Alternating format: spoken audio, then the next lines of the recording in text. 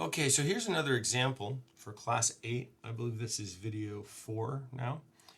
This is also a problem from Munson's textbook. It's a good book. You should consider buying it. I'm all favorite, so this should be an advertisement for it, right? So now we're looking at an airplane. It's flying at 200 miles per hour at 5,000 feet altitude in standard atmosphere. The air velocity at a certain point on the wing is 273, so it's increased relative to the airplane.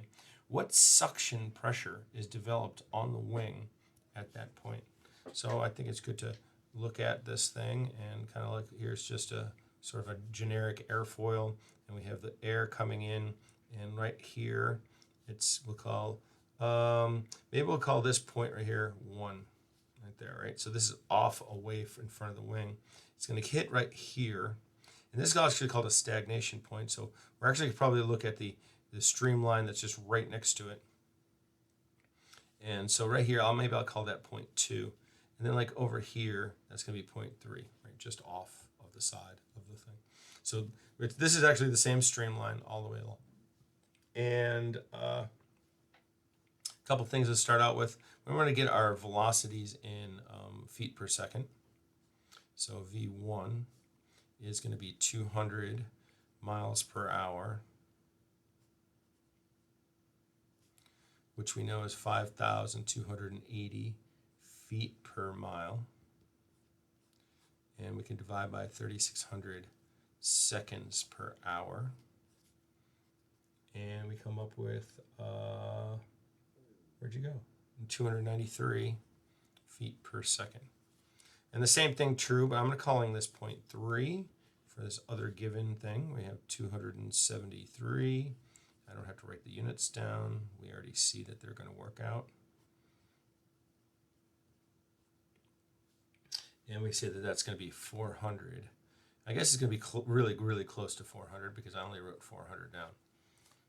Kind of lazy. Say 273. 5280 times 3,600. Yeah, 400.4 if you wanted to know. So I'm going to write that down on my sheet right here. Because I'm all about keeping track of sig figs till the end. Okay, so we need material, we need the properties. Now this is air, because it's an airplane, duh. Altitude standard atmosphere, but it's 5,000 feet. Right, so I could look that up in either one of my books, but I'm going to look it up in Sengel instead. And this is in table 2, appendix 2. And let's see. I think we're going to air at 1 atmosphere. Properties of air at 1 atmosphere pressure. So that's standard. So 974.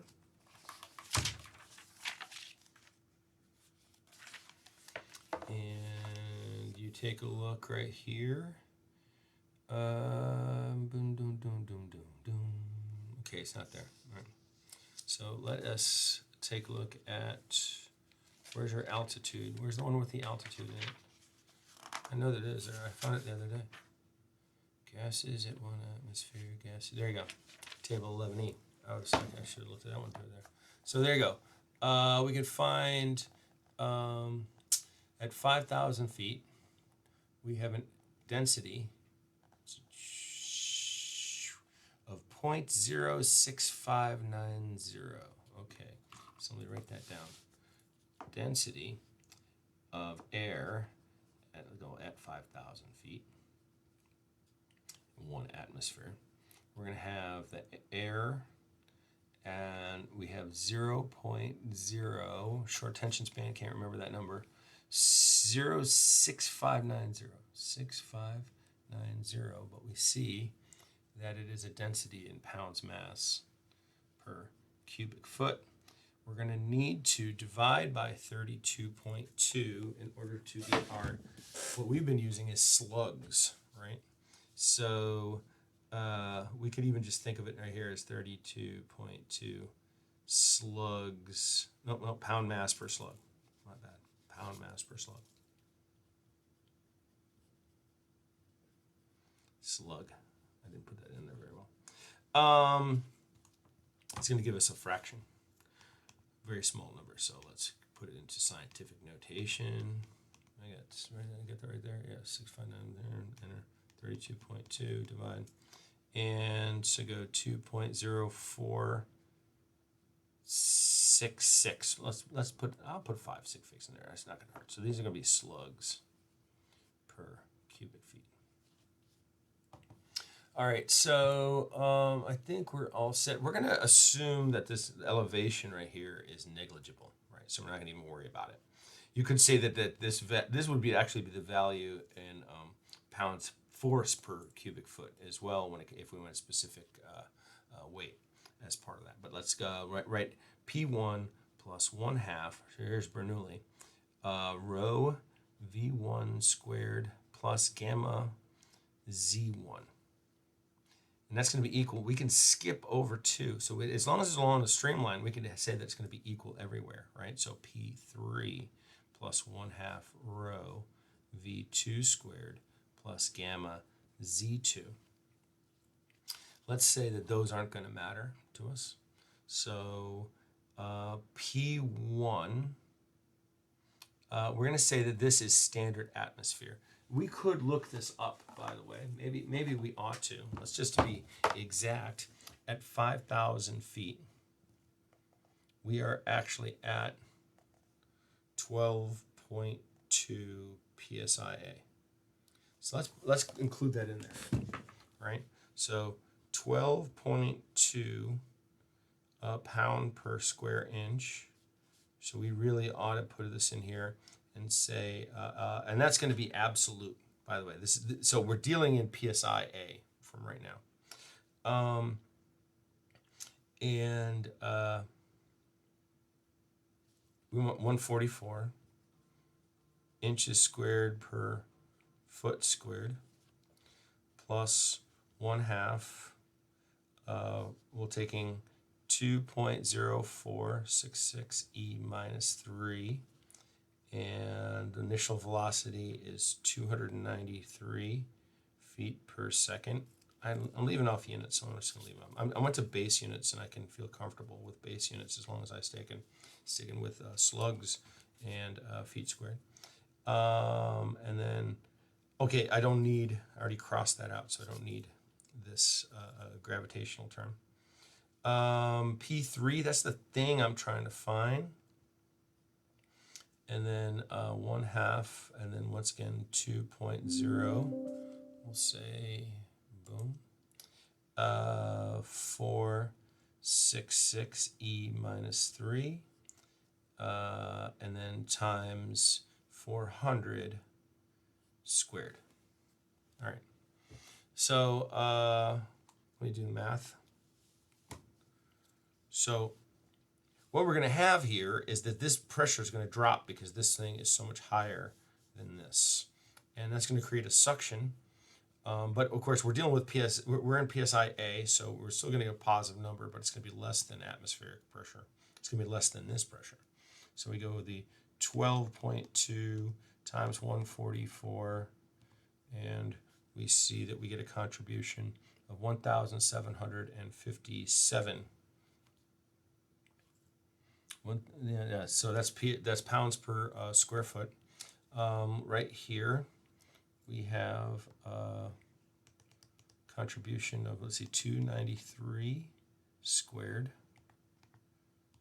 times that divided by 2. And so we see we have 87.85. Right? So that's much larger than that right here. But here, we're going to have 400 squared. And 2 divided. So we're going to have 163.7. So there's the increase. Didn't go up with that all as much as I had thought it would. But we're going to take this, let's see, and subtract it. And let's see, do we still have it in the stack? No, we don't. So 1757. Nope. 757 and add it, and you get P3 is equal to 1,681 pounds per square foot. Let's divide that. Oops, get the parentheses over my equals. Divide that by our 144 inches squared per foot squared. And we should get 11.67 pounds per square inch, just PSI. But these are PSI-A, right? Now, normally things are reported in terms of inches or water vacuum or just PSI vacuum, right? So let's say that we want the suction, so that's going to be 14.7, and it's reported against what standard atmosphere is, not what the atmosphere of the actual thing is, because we're going to look at a gauge and compare it to all of the things right here. So we should get 14.7, and so this should be 3.026. I'm going to call PSI and then VAC, right? So it's in a vacuum, right? Because it's this right here is less than atmospheric pressure or standard atmospheric pressure at ground level. So this would be something we would picture onto the gauge, because they're asking the suction pressure. So this is this much amount in vacuum. So I have to go, and that was video 4, example 3. We'll pick up another topic and a couple more and finish up class 8.